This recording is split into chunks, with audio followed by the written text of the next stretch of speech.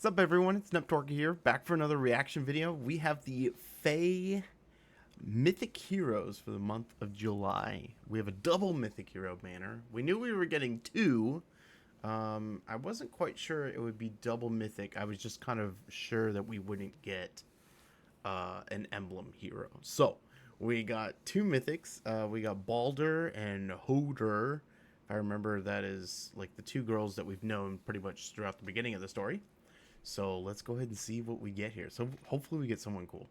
I like both of their kind of like their aesthetics. So I'm excited. All right, everyone can hear. Good.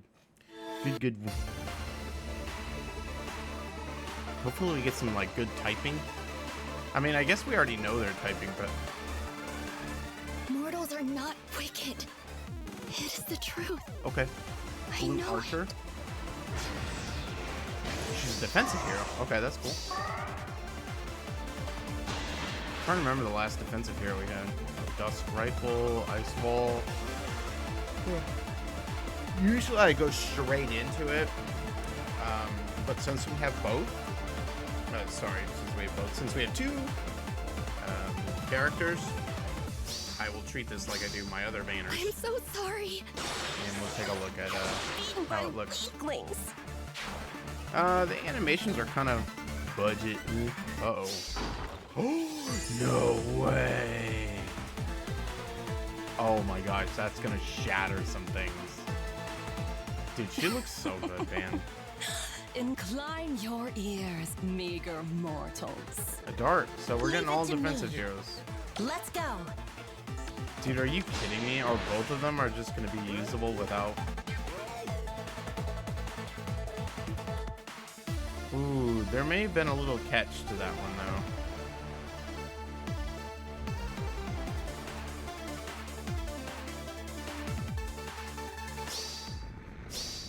though. Emblem guide What's you. with this techno?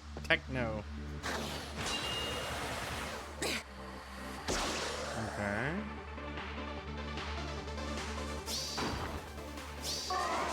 I see now. I think I see. We'll okay. Divine Of course. justice. We need to read the...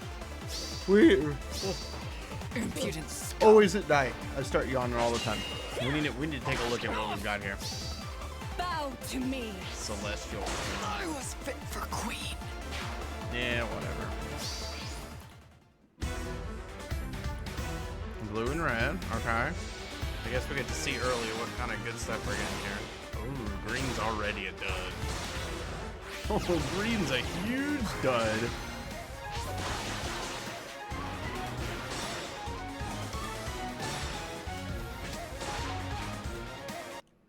Alright, let's look at this real quick. I can already tell you right now red is the best one because it comes with Elm, who I don't like, but I can't deny that he's busted. And Legendary Ira is still probably one of the best. Oh my gosh, legendary units out there. And then blue comes with Nui Baba, who I haven't really seen many people, use. And then I believe also just like, was it base Athos? Or no, it's Mythic Athos, right? And then colorless, along with Balder. Sorry, Balder's with the reds, and Hoder's with the blues. And then for colorless, we had, I believe, Goto, Rune, and I believe Corrin, Legendary Corrin, male Corrin. And then green is a huge stud. Hey, Rune, like that's getting Legendary Corrin and Legendary Robin isn't going to be enough to... Haroon just can't pull these two out of the water. Like, it's just not going to happen. And sorry, I misspoke here. This is Legendary Male Alir, not Legendary Male Corrin. This is Legendary Male Corrin. So green and colorless are massive skips, regardless. So we got two defensive heroes. Let's go ahead and see what we got here in terms of their kits. So for Hoder, We have Dusk Rifle, accelerate special trigger, effective against flying foes. At start of player phase or enemy phase, grants following effects to a unit and allies within 2 spaces of unit for 1 turn. Res +6, bonus doubler, and reduce the percentage of foes non-special. Reduce damage by X% skills by 50% during combat. Hey, that's granting it to your allies, so that's pretty good. After start of turn effects trigger on the enemy phase for unit and allies within 2 spaces of unit, converts penalties into bonuses and neutralizes 2 penalty effects.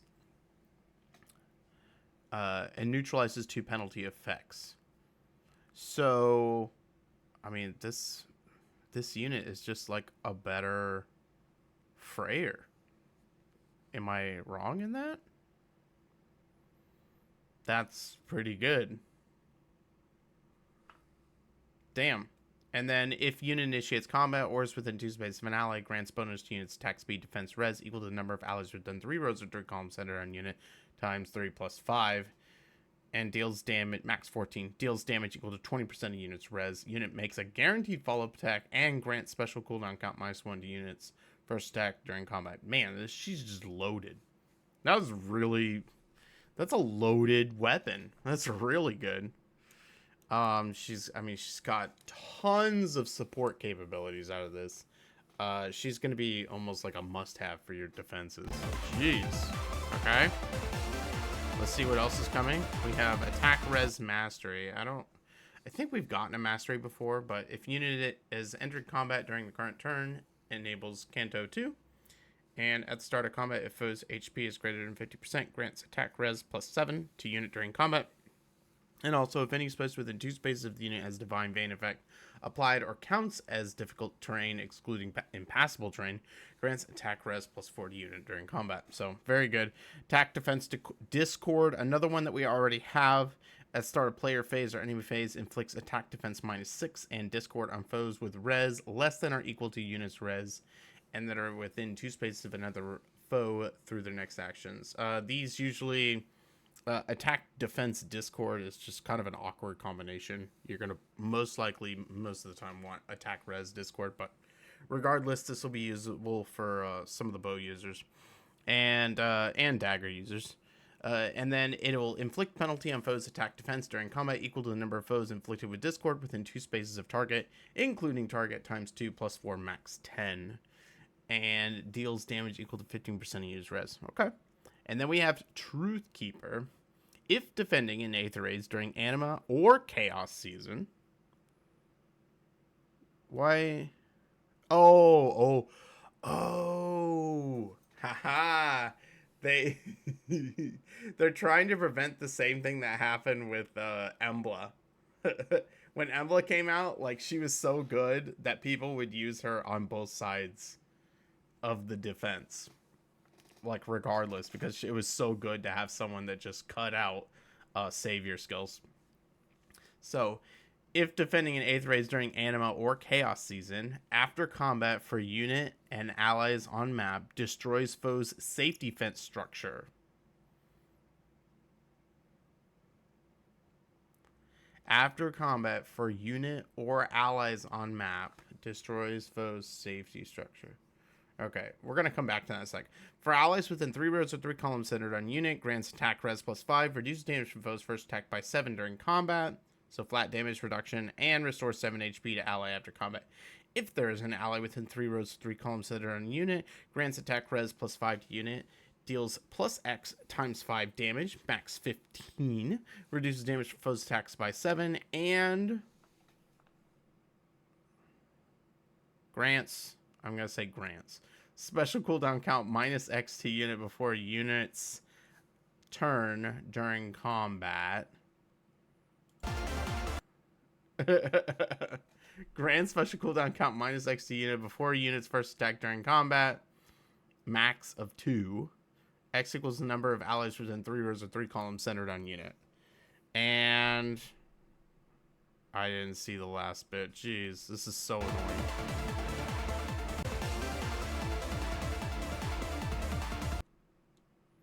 And restores 7 HP to unit after combat. Good lord. Why is that right there? Okay. Whatever. Okay. So a lot of good support features down at the bottom of Truthkeeper, but the main important part is going to be this part up here. If defending in Aether raids during Anima or Chaos season, after combat for unit or allies on the map, destroys foes' safety fence structure. So I believe this means that you can no longer hit and run. This is like anti-hit and run. You can no longer hit and run and then get out of the way and then get another 2 turns, basically. Which sucks for me, because that's how I play. So this is going to piss people off.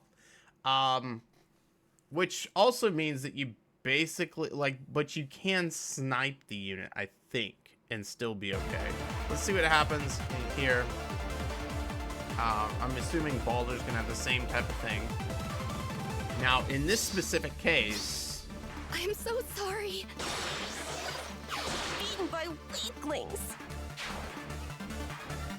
In this specific case, everyone would have moved anyways, because she initiated combat against someone outside of fence range. So, it doesn't really matter there. Let me double check again. I know it. Yeah, she's out of, like, she's completely out of the range of the safety fence.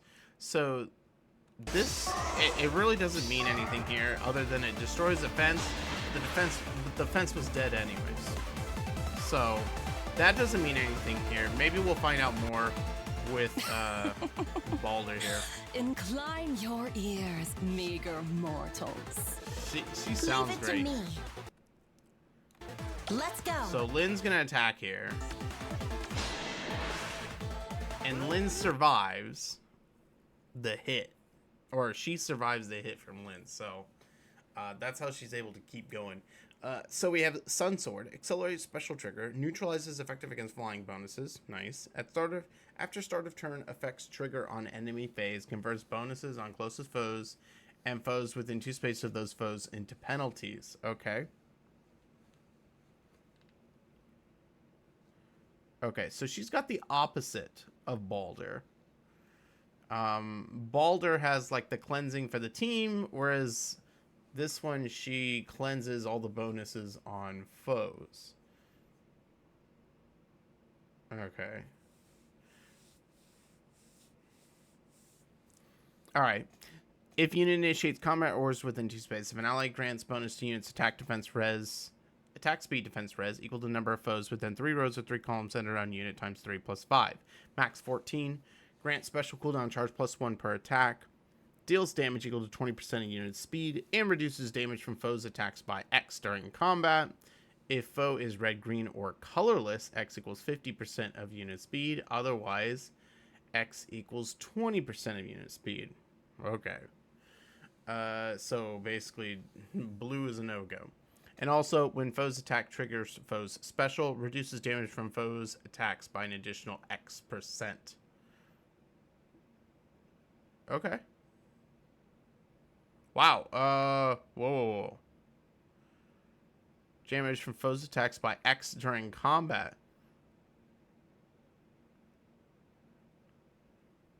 50%.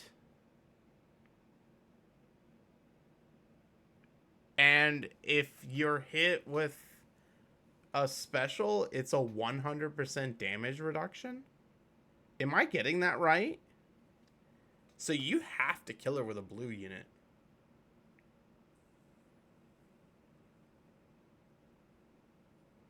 Oh, wait. So, never mind. It'd be X equals 100% of the unit speed. That's still a ridiculous amount.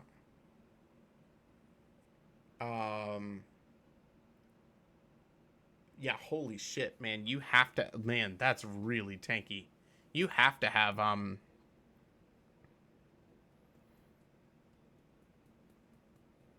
mean, just let's say someone has 50 speed. Okay. That's 25 damage reduction, flat damage reduction. But if it's red, green, or colorless, and they use a special, it's 100, or sorry, it's 50 damage. Like, that's a lot. Okay. Wow. Ooh. If the unit initiates combat, applies Divine Vein Flame on 5 spaces in a line centered on foe's space and on the 5 spaces behind it, those spaces for 1 turn after combat. Is that a line this way, or is it like the normal? I think it's in a straight line. Okay. Then we have Celestial Form. Boost damage by X% of unit speed when special triggers. If any space within 2 spaces of unit or foe has a Divine Vein effect applied, if is defensive terrain or counts as difficult or impassable terrain for units other than flying, X equals 60, otherwise X equals 40. Okay. If unit or foe's special is ready, or unit or foe's special triggered before or during this combat, and also if unit's speed is greater than foe's speed -4, or any space within 2 spaces of unit or foe has a Divine Vein effect applied, is defensive terrain, or counts as difficult or impassable terrain for units other than flying, reduces damage from foe's next attack by 40%. Ooh, that's a lot. And I think that's going to be her special. Oh, no. Never mind, I lied. She gets basically... No way. I don't think Celestial Form is going to be something that someone can inherit. Which means this is the first, I think, time someone's gotten 2, like, PRFs skills. So we have Blue Skies, attack speed hold guide. Allies within 2 spaces of unit can move to any space within 2 spaces of unit. And unit can move to a space within 2 spaces of any ally within 2 spaces. And I hate that I can't see it. Inflicts attack speed. Something. I can't, man. That's so weird. I think it's a spectrum -3. Nope. Inflicts attack speed -4 on foes within 3 spaces of unit during combat. Oh my gosh. Okay. And then we have Justice Enforcer. If defending an Aether Rays during Dark or Chaos Season, after combat for unit or allies on map, destroys foe's safety fence structure. After combat for unit or allies, when destroy foe's safety fence structure.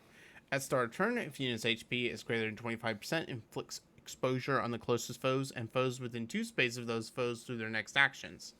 At start of combat, if unit's HP is greater than 25%, inflicts attack speed defense -5 on foe. Unit deals +Y damage, max 15. Y equals the number of foes within 3 rows or 3 columns centered on unit times 5. Reduces damage from foes' attacks by 7, and neutralizes effects that guarantee foes' follow-up attacks and effects that prevent units' follow-up attacks during combat. Okay. At start of combat, if unit's HP is greater than or equal to 25%, if decreasing the speed difference necessary to make a follow-up attack by 25 would allow the unit to trigger a follow-up attack. Triggers potent follow X during combat. And if exposure is active on foe, X equals 100, otherwise X equals 40. Ooh. You can get like 3 full hits then. Jeez. Okay. Like she's gonna hit hard. And then she also comes with the defense capabilities.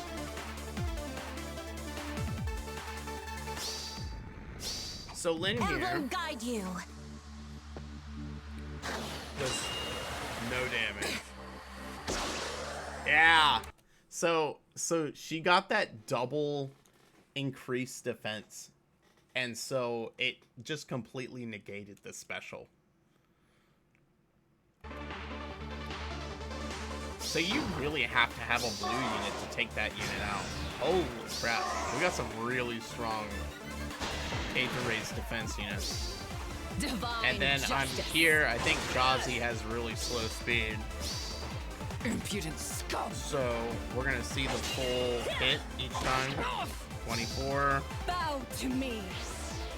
I was fit for 71. queen. Was the first one 71? I don't think it was.